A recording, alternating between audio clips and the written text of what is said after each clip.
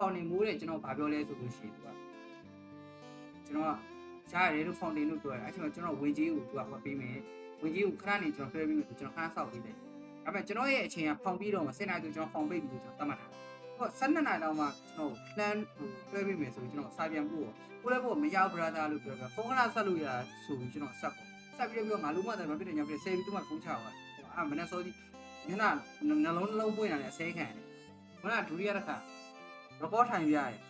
ပွဲထဲမှာအလုပ်ကောင်မျိုးတွေရောပါတယ်ဗျာ2000နဲ့တန်အောင် report ပြရတယ်အလုပ်ပဲရပါတယ်ကျွန်တော်အဆင်မပြေဘူးဗျာဒါတကယ်ပြောတာဒီနေ့လည်းမကောင်းကျွန်တော်လုပ်ပေးတယ်ဆိုတာဒီကျွန်တော်ရိုင်းဆိုင်ချင်းဆဲဆိုချင်းနဲ့လုပ်ပေးတဲ့ကောင်မဟုတ်ပါဘူးဖားသားလို့ဗျာဒါတော့စီးအမှန်နဲ့လုပ်ပေးတဲ့ကောင်ကျွန်တော်ပြီးသွားလို့ရှိရင်လူများတွေတို့ကျွန်တော်ဟိုလိုမျိုးကြီးအခန်းမှာဒီရက်ကောင်ပေါ့ဆောင်းကားနေတဲ့ကောင်ဖွင့်နေပြီးတော့ဆောင်းမှာလောက်တာည10 နာရီတော့မရဘူးဆောင်းကဟိုလောက်ဆိုပိတ်ဆောင်းကည10 နာရီလောက်ဆိုလို့ရှိရင်အတန်တွေပါဆူဆူမလုံးဒါတော့အဆောင်ချင်းကသဘောကောင်းလို့ကျွန်တော်အခုလိုမျိုး easy cast နိုင်တာဘယ်ဆောင်အဲ့လိုပြီးကပ်ပါအဲ့လိုမျိုးနေနေရတယ်အဲ့လိုခိုင်းပြီးအဲ့လိုမျိုးနှိမ်ခမ်းတော့ဗျာစိတ်ကမကောင်းဘူးတော့အဲ့ကြောင့်ကျွန်တော်နည်းနည်းဟိုဟာဖြစ်နေဒီဖုန်းကမမိဘူးကျေးဇူးပါဗျာရှိပြီးတဲ့ကိုကျေးဇူးပါနော်ဒီနေ့လုံးဝ